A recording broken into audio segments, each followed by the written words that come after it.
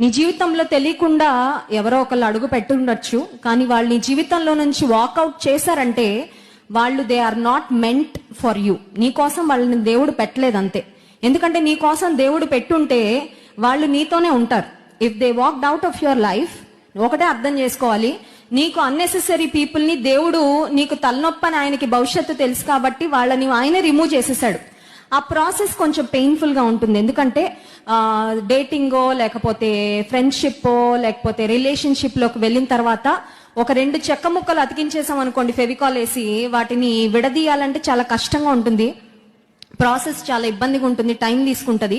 And విడదీసిన తర్వాత దీని ముక్కలు కొన్ని దీనికి అంటుకుపోతాయి, దీని ముక్కలు కొన్ని దీనికి అంటుకుపోతాయి. వాటిని ఒక మాటలో చెప్పాలంటే మెమరీస్ అనొచ్చు. సో ఆ మెమరీస్ లో నుంచి బయటకు రావడానికి it will definitely take a while, సమయం పడుతుంది. నిద్ర లేని రాత్రులు ఉండొచ్చు, కన్నీళ్లు ఉండొచ్చు, మోసగించబడ్డాను అనే బాధ